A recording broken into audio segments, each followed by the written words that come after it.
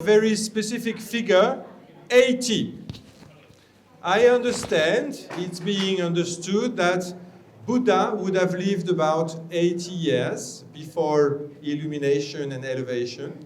So tonight we're celebrating this amazing life and his turning life in the terms of religion and spirituality by presenting 80, no less than 80 artists here in all walks of art, not only walks of life, but walks of art, be it paintings, multimedia, sculpture, and so on and so forth.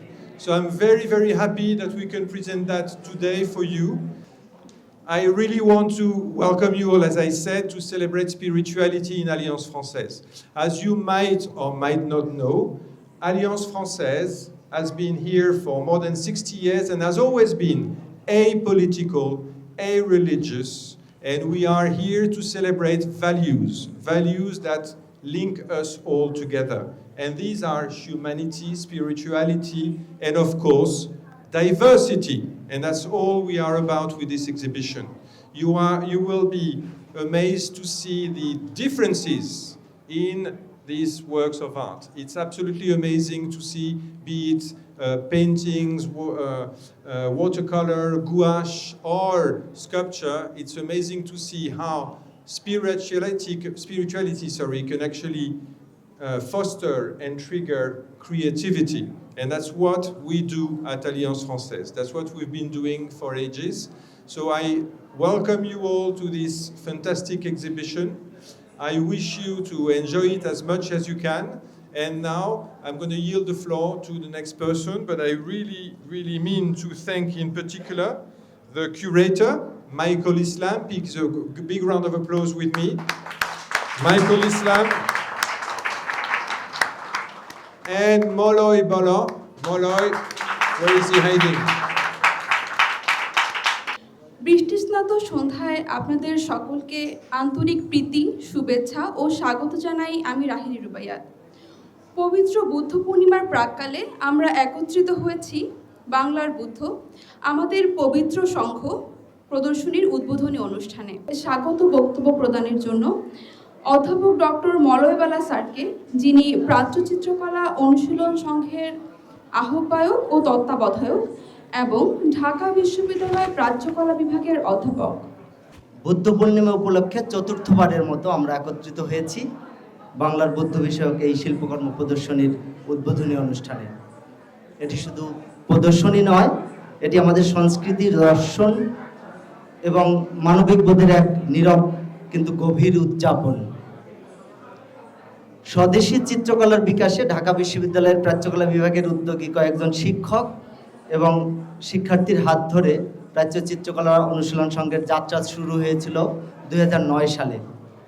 সেই সূচনা থেকে আজ পর্যন্ত এই সংগঠন ধারাবাহিকভাবে প্রাচ্য চিত্রকলার প্রদর্শনী, সেমিনার এবং কর্মশালার আয়োজন করে আসছে। বুদ্ধ পূর্ণিমা উপলক্ষে বাংলার বুদ্ধ আমাদের একটি বাৎসরিক আয়োজন, যা প্রতি বছরই নতুন চিন্তা ও সৃজনশীলতার দিগন্ত উন্মোচন করে। এবারের এই আয়োজনে সারা বাংলাদেশ থেকে উন্মুক্ত আহ্বানের মাধ্যমে প্রায় 80 জন শিল্পীরা অংশগ্রহণ করেছেন। উল্লেখযোগ্য বিষয় হলো, এই নির্বাচনের জন্য 350-এরও বেশি শিল্পী প্রায় 5 শতাধিকের মতো শিল্পকর্ম জমা দিয়েছিলেন।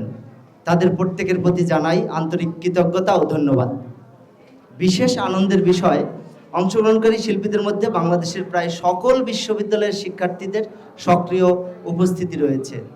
তারা শুধু শিল্পকর্ম প্রেরণই করেননি, বরং অনেকে আমাদের সংঘের কর্মশালায় অংশগ্রহণ করে প্রাচ্য চিত্রকলার যে মৌলিক দর্শন ও অনুশীলনের ধারা, তা আন্তরিকভাবে ধারণ ও বজায় রেখেছেন। বুদ্ধের বাণী আমাদের যে করুণা, মৈত্রী এবং প্রজ্ঞার শিক্ষা দেয়, এই প্রদর্শনী তারই এক দৃশ্যমান রূপ।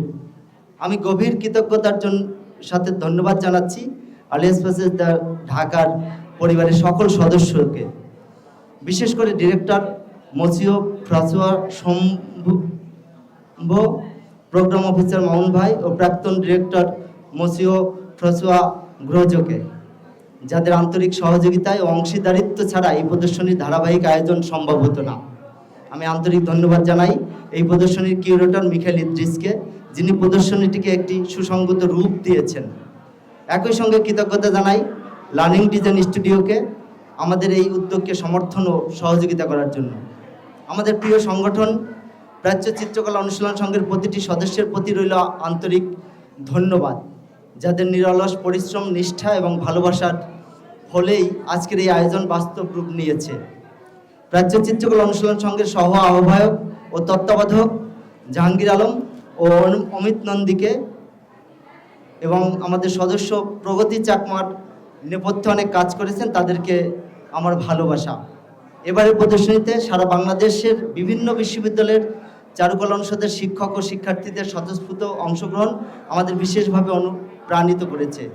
তাদের সৃজনশীল অবদান এই প্রদর্শনীকে করেছে আরও সমৃদ্ধ ও বহুমাত্রিক এবং প্রাণবন্ত।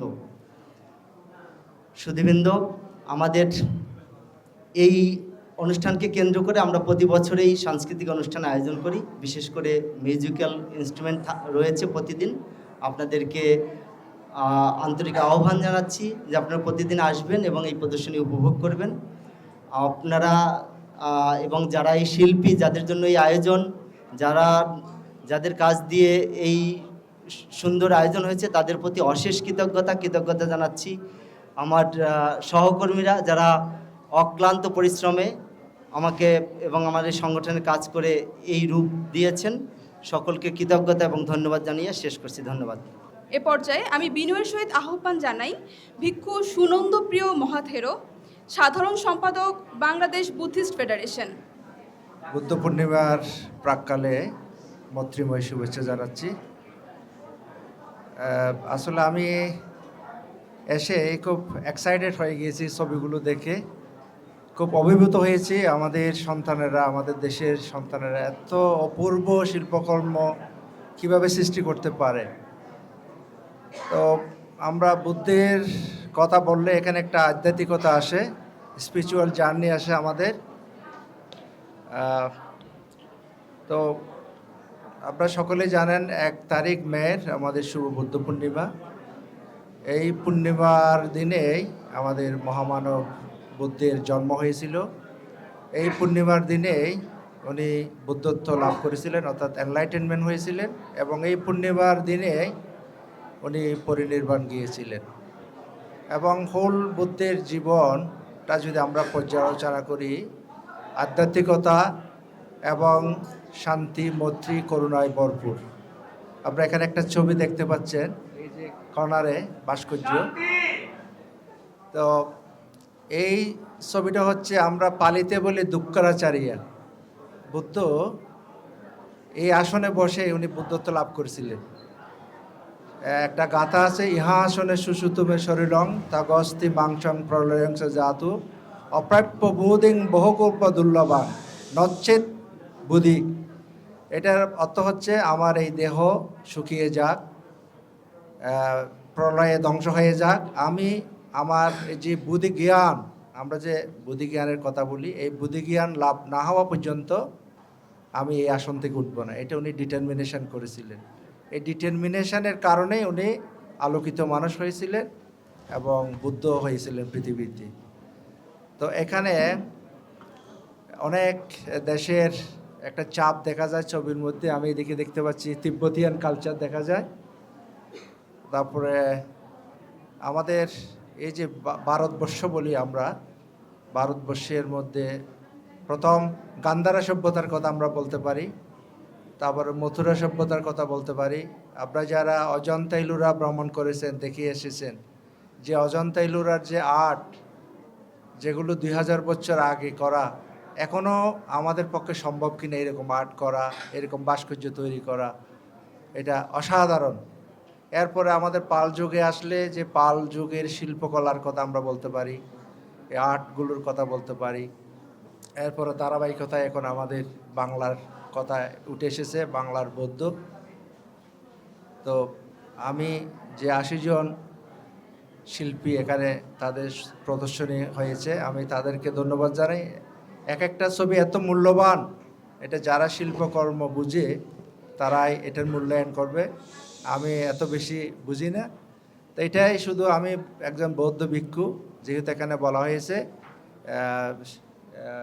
নামের মধ্যে আছে কি আমাদের বাংলার বৌদ্ধ, হ্যাঁ, আমাদের পবিত্র সংঘ।